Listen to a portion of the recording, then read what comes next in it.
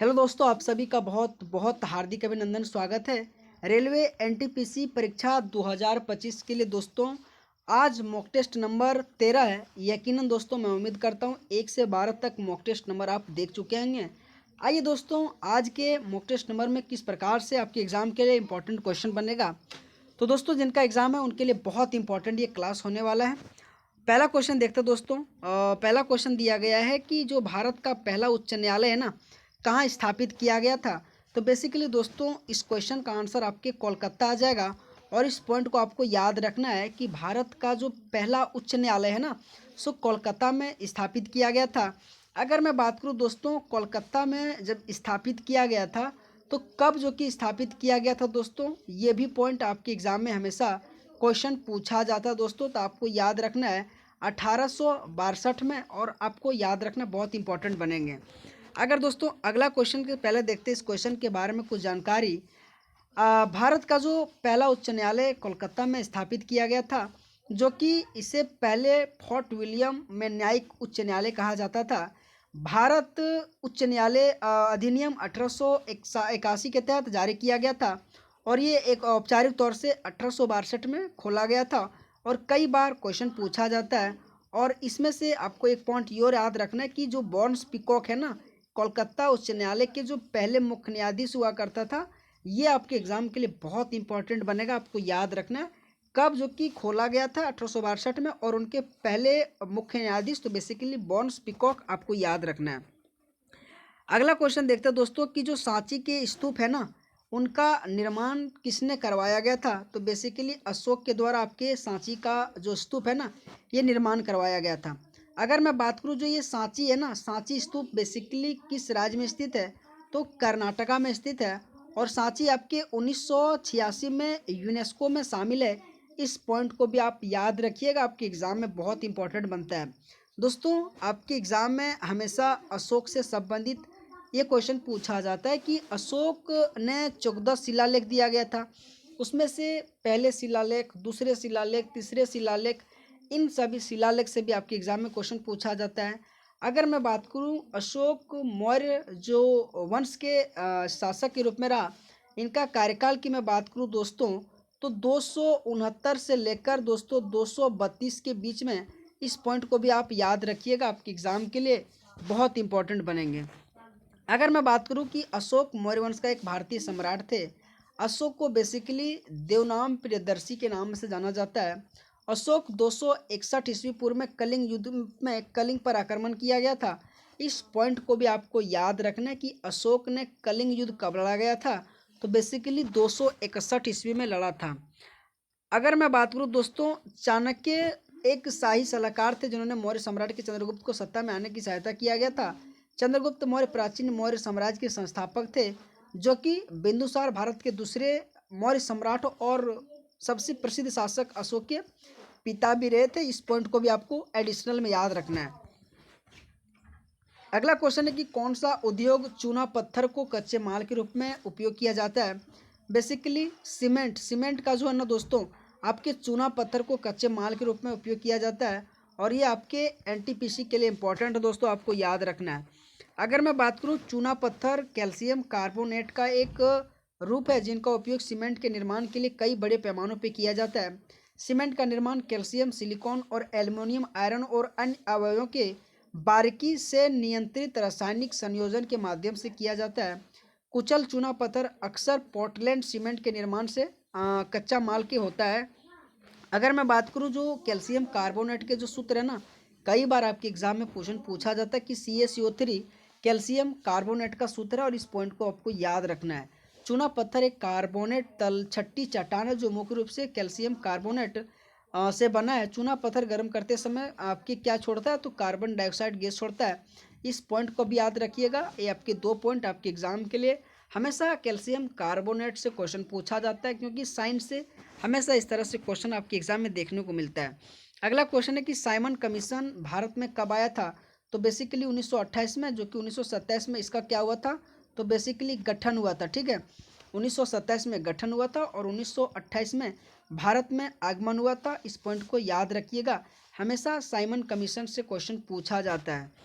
अगर मैं बात करूं, ब्रिटिश सरकार ने 1927 में भारत सरकार अधिनियम 1919 की समीक्षा के लिए साइमन कमीशन की नियुक्ति किया था और 1928 में साइमन कमीशन भारत आया। इस गठन का संवैधानिक सुधारों का अध्ययन करने और भारत में सरकारों को सिफारिश करने के लिए किया गया था। अगर मैं बात करूं, साइमन कमीशन किसी भारतीय सदस्य के स्वायत्त आया था। इस आयोग में 7 अंग्रेज शामिल थे, जो सर जॉन साइमन इसके अध्यक्ष था। इस पॉइंट को भी आपको याद रखना है कि साइमन कमीशन के अध्यक्ष कौन थे, तो सर जो कि जॉन साइमन थे। अगर मैं बात करूं, इसका जो गठन है ना, आपके 26 नवंबर 1927 को हुआ था। इस पॉइंट को आप याद रखना है। अगर मैं बात करूं, साइमन कमीशन भारत कब आया, तो 3 फरवरी 1928 को आया था भारत। इस पॉइंट आपके एग्जाम के लिए बहुत इंपॉर्टेंट बनेगा। कांग्रेस के मद्रास अधिवेशन में साइमन कमीशन के बहिष्कार का प्रस्ताव पारित किया गया था और इसी में दोस्तों फिर जाके जवाहरलाल नेहरू ने नेहरू रिपोर्ट को पेश किया था साइमन कमीशन में।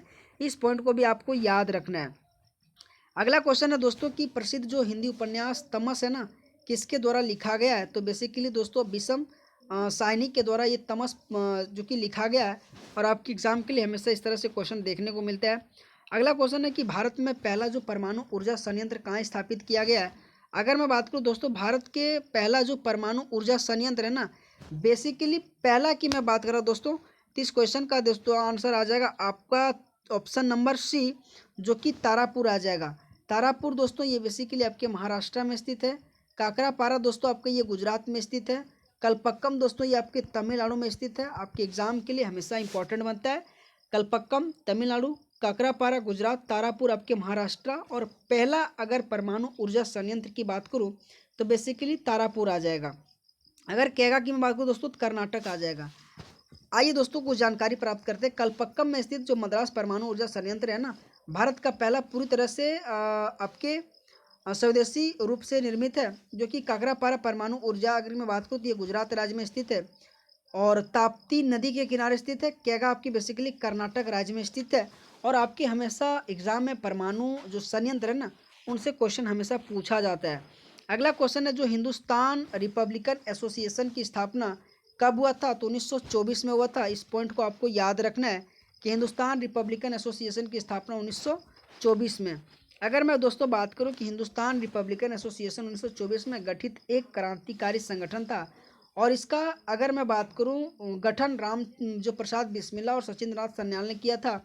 हिंदुस्तान रिपब्लिकन एसोसिएशन के प्रमुख नेता की बात करूं तो चंद्रशेखर आज़ाद, राम प्रसाद बिस्मिल्ला, अशफाक उल्ला खां और ठाकुर रोशन सिंह और राजेंद्र लाड़ी, ये सारे के सारे आपके हिंदुस्तान रिपब्लिकन एसोसिएशन से संबंधित है और एक बहुत बड़े बड़े नाम है। आपको याद रखना, आपके एग्जाम के लिए इंपॉर्टेंट बनेगा।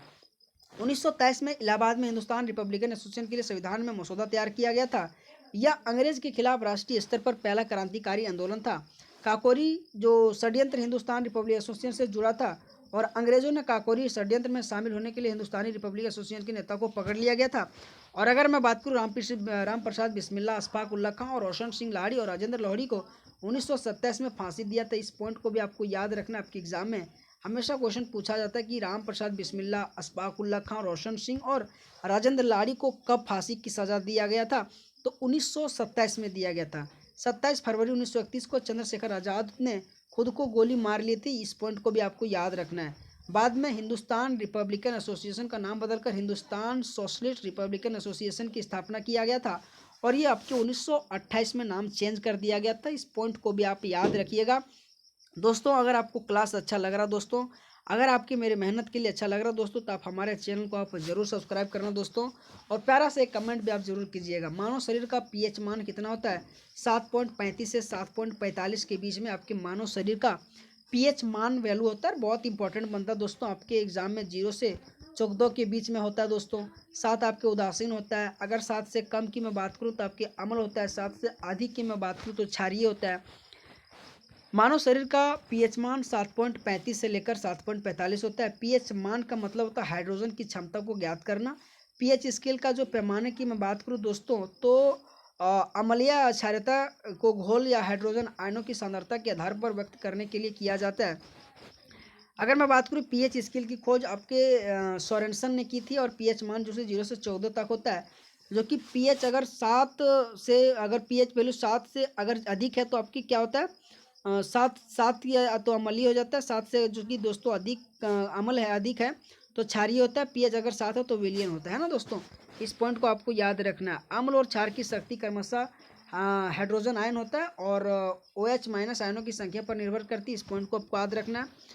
वहीं दोस्तों जल का जो पीएच मान होता है ना, 5.6 से कम होता है तो उसे अम्लीय कहा जाता है। और मिल्क ऑफ मैग्नीशियम का पीएच मान 10.5 होता है। इस पॉइंट को भी आपको याद रखना है, आपके एग्जाम के लिए इंपॉर्टेंट बनेगा। अगला क्वेश्चन है, भारतीय संविधान में पहला संशोधन कब किया गया था? 1951 में किया गया था दोस्तों। आपके एग्जाम में हमेशा क्वेश्चन पूछा जाता है कि पहला संविधान संशोधन 1951 में किया गया था। इस पॉइंट को आपको याद रखना है। अगर इसके बारे में दोस्तों अगर मैं जानता हूँ तो दोस्तों अगला क्वेश्चन की जो नवकलेबरा उत्सव है ना, बेसिकली किस राज्य में मनाया जाता है? तो नवकलेबरा जो उत्सव है ना दोस्तों, भारत में आपके उड़ीसा राज्य में मनाया जाता है।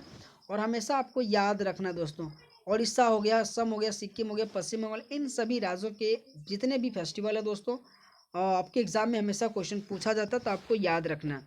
अगला क्वेश्चन दोस्तों, लेकिन उससे पहले कि पिछला जो नव कलेबरा उत्सव 2015 में मनाया गया था, बिहू असम का सबसे महत्वपूर्ण त्यौहार है, सागा दावा सिक्किम का सबसे इम्पोर्टेंट त्यौहार है।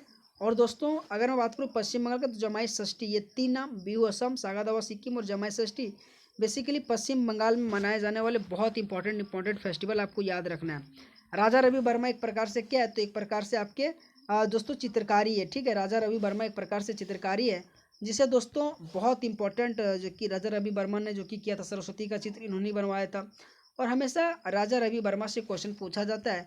बेसिकली राजा रवि वर्मा केरल राज्य से संबंधित है और आपके एग्जाम में हमेशा राजा रवि वर्मा से क्वेश्चन पूछा ही जाता है। अगला क्वेश्चन है, संयुक्त राष्ट्र परिषद के कितने अस्थायी सदस्य होते हैं? अगर मैं बात करूं दोस्तों अस्थायी की में, तो 10 अस्थायी होता है और 5 आपके अस्थायी सदस्य होता है। इस पॉइंट को अब आपको याद रखना है। संयुक्त राष्ट्र सुरक्षा परिषद जो कि मैं बात करूं तो 15 सदस्य होता है, जिसमें से आपके 10 अस्थायी होते हैं और 5 आपके अस्थायी होते हैं। और अगर यूनाइटेड नेशन की बात करूं तो 24 अक्टूबर 1945 की इसकी स्थापना हुआ था। और हमेशा कई बार आपके एग्जाम में इनसे क्वेश्चन पूछा जाता है। नीति आयोग द्वारा वुमेन जो कि ट्रांसफॉर्मिंग इंडिया अवार्ड किस वर्ष शुरू किया गया था? नीति आयोग दोस्तों बेसिकली इसकी जो स्थापना हुआ 2015, 1 जनवरी 2015 को योजना आयोग के स्थान पर नीति आयोग का गठन किया गया था। और नीति आयोग द्वारा वुमेन ट्रांसफॉर्मिंग इंडिया की मैं स्थापना की बात करूं तो बेसिकली दोस्तों इस क्वेश्चन का आंसर आ जाएगा 2016 में इसकी गठन किया गया था। इस पॉइंट को आपको याद रखना, आपके एग्जाम के लिए बहुत इंपॉर्टेंट बनेगा। अगर मैं बात करूं नीति आयोग का गठन 1 जनवरी 2015 को हुआ था। इसकी मुख्यालय नई दिल्ली दोस्तों। और अगर मैं बात करूं दोस्तों इनके अध्यक्ष तो आपके प्रधानमंत्री जी होते हैं। इस पॉइंट को भी आपको याद रखना है। अगला क्वेश्चन कि पोखरण जो परमाणु परीक्षण है ना, उसका नाम क्या है? तो बेसिकली ऑपरेशन शक्ति है। इस पॉइंट को आपको याद रखना है और हमेशा इनसे क्वेश्चन पूछा जाता है कि पोखरण जो परमाणु परीक्षण है ना, बेसिकली ऑपरेशन शक्ति इनका नाम है। अगर मैं बात करूं जो पोखरण परीक्षण जो दो भारतीय सेना और भारत द्वारा किए गए 5 परमाणु बम परीक्षण विस्फोटक में की एक श्रृंखला है, यह राजस्थान की पोखरण परीक्षण श्रेणी में आयोजित किया गया था। अगर मैं बात करूं 2 मई 1998 में इसको आयोजित किया गया था। और इसका बेसिकली कूट नाम अगर आपके एग्जाम में पूछे तो ऑपरेशन शक्ति आ जाएगा। और भारत द्वारा किए गए परमाणु परीक्षण का ये दूसरा उदाहरण था। पहला अगर मैं बात करूँ दोस्तों तो स्माइलिंग बुद्धा, जो आपके एग्जाम में हमेशा क्वेश्चन इनसे पूछा जाता है, जो कि 1974 में आयोजित किया गया था। 5 परमाणु बमों की शक्ति जो कि आई से शक्ति बी तक नामित किया गया। ये 2 आपको याद रखना दोस्तों। जो पहला परीक्षण है ना, स्माइलिंग बुद्धा 1974 में आयोजित किया गया था। और अगर दोस्तों मैं पहला की मैं बात करूँ तो आपके 1998 में जो कि परमाणु परीक्षण 2 का जो कि 2 मई को आयोजित किया गया था। ये दोनों आपको नाम याद रखना, आपके एग्जाम के लिए बहुत इंपॉर्टेंट है। अगला क्वेश्चन दोस्तों कि जो पुष्प में स्त्री केसर होता है ना, एक प्रकार से एक मादा जनन यंग होता है। और हमेशा इनसे क्वेश्चन आपके बायोलॉजी से रहता है क्वेश्चन। अगर मैं इसके बारे में जानता हूँ दोस्तों, अगला क्वेश्चन कि कहा जाता है कि भारत का पहला जो राष्ट्रीय ध्वज 1906 में फहराया गया था, बेसिकली कहाँ फहराया गया था? बेसिकली इस क्वेश्चन का आंसर आ जाएगा ऑप्शन नंबर 2 आपके कोलकाता में सबसे पहला जो कि झंडा फहराया गया था। और इस पॉइंट को आपको याद रखना है ना। अगर मैं अगला क्वेश्चन की बात करूँ दोस्तों, कम समय में चाहता हूँ कि अधिक से अधिक क्वेश्चन आपको करवा दूँ। भारत का पहला राष्ट्रीय ध्वज 7 अगस्त 1906 को फहराया गया था। इसे कोलकाता की पारसी भगवान निकी स्क्वायर ग्रीन पार्क में फहराया गया था। ध्वज लाल, पीले और हरे रंग के 3 क्षैतिज पट्टियों से बना था। दूसरा झंडा 1907 में फिर जो कि मैडम भीकाजी गामा के द्वारा फहराया गया था। पहला झंडा आपके 7 अगस्त 1906 को फहराया गया था। फिर जाके दूसरा झंडा 1907 में जो कि मैडम भीकाजी गामा के द्वारा फहराया गया था। और फिर जाके तीसरा झंडा 1917 में आपके फहराया गया था। अगला क्वेश्चन है कि भारत ने पहली बार किस ओलंपिक में भाग लिया था? तो बेसिकली 1900 ईस्वी में ओलंपिक में भाग लिया था। 1896 में ओलंपिक की शुरुआत हुआ था, जिसमें से भारत 1900 जो कि दूसरा ओलंपिक से शामिल हुआ था, और इस पॉइंट को भी आपको याद रखना है।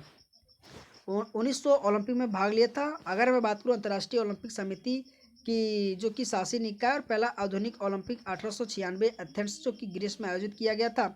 नॉर्मन पिर्जार्ड जो कि 1900 के ओलंपिक में भारत के प्रतिनिधित्व किया था। इस पॉइंट को आपको याद रखना है कि जो 1900 ओलंपिक में भारत जो भाग लिया था, उसमें से भारत की ओर से किसने भाग लिया था? तो नॉर्मन पिर्जार्ड ने भाग लिया था। और आपकी एनटीपीसी में कई बार ये क्वेश्चन पूछा जाता है। अगर मैं अगला क्वेश्चन की मैं बात करूं दोस्तों, लेकिन उससे पहले एक और इम्पॉर्टेंट कि भारत ने हॉकी में अपना जो पहला स्वर्ण पदक है ना 1928 में जीता था, और 1956 तक भारतीय पुरुष टीम ने कम से कम 8 बार जो कि गोल्ड जो कि स्वर्ण पदक जीता दोस्तों। ये बहुत बड़ी नाम है, और ये आपको याद रखना है, पहला 1928 में। अगर मैं बात करूँ आखिरी, अगर मैं 1980 के मॉस्को ओलंपिक में जीता था पहला 1928 में, और अंतिम की मैं बात करूँ तो 1980। ये 2 पॉइंट आपके भारत की हॉकी टीम से बहुत इंपॉर्टेंट है, ओलंपिक से बहुत इंपॉर्टेंट है, आपको याद रखना है। अगला पॉइंट दोस्तों कि 1952 के जो ग्रीष्मकालीन ओलंपिक है ना, उसका पहलवान केडी जाधव ने स्वर्ण पदक भारत के लिए पहला व्यक्तिगत पदक जीता था। ये भी पॉइंट आपके एग्जाम में कई बार क्वेश्चन पूछा जाता है कि व्यक्तिगत जो पदक है ना किसने जीता था? तो 1952 में केडी जाधव ने जीता था, और फिर जाके मिल्खा सिंह एथलेटिक्स में ओलंपिक फाइनल में पहुंचने वाले पहले भारतीय एथलीट भी बने थे। इस पॉइंट को भी आपको याद रखना है। प्रथम पंचवर्षीय योजना न किस पर फोकस था? तो बेसिकली इस क्वेश्चन का आंसर आ जाएगा कृषि के क्षेत्र पे आपके पहले पंचवर्षीय योजना शुरू था, और जो कि फोकस था 1951 से लेकर 56 के बीच जो कि इस योजना का चालू किया गया था। अगर मैं बात करूँ इसके बारे में, तो प्रथम पंचवर्षीय योजना 1951 से 56 के बीच चला था, हैरड डोमन मॉडल के आधारित था, और वही दूसरे पंचवर्षीय योजना आपके महालनोबिस पे आधारित था। और ये बेसिकली कृषि क्षेत्र पे प्राथमिक दिया था। जो प्रथम पंचवर्षीय योजना को जवाहरलाल नेहरू दूसरा संसद और समझ प्रस्तुत किया गया था। अगर मैं बात करूँ गुलजारी लाल जो नंद है ना, भारत की योजना आयोग के पहले उपाध्यक्ष था। ये भी पॉइंट आपके एग्जाम में हमेशा पूछा जाता है कि योजना आयोग के पहले उपाध्यक्ष कौन था? तो गुलजारी लाल नंदा हुआ था। अर्थशास्त्री एन राज को इसे योजना आयोग वास्तुकार के रूप में जाना जाता है। यह सरकार के लिए अर्थ सफल रहा था। पंचम पंचवर्षीय योजना जो है ना आपकी बेसिकली 2.1 की वार्षिक आपके सफल और घरेलू उत्पाद जीडीपी में वृद्धि हुआ था। तो दोस्तों आप सबको क्लास कैसा लगा? कम समय में आपको जितना भी क्वेश्चन आपके एनटीपीसी के लिए इंपॉर्टेंट बन सकता था दोस्तों, मैंने करवाया है ना। तो आप सभी का बहुत बहुत धन्यवाद दोस्तों। अगर आपको क्लास अच्छा लगा दोस्तों, तो आप सबसे रिक्वेस्ट लाइक करना, सब्सक्राइब करना, और एक प्यारा सा कमेंट जरूर करना दोस्तों। ऑल द बेस्ट, आप सभी का बहुत बहुत धन्यवाद।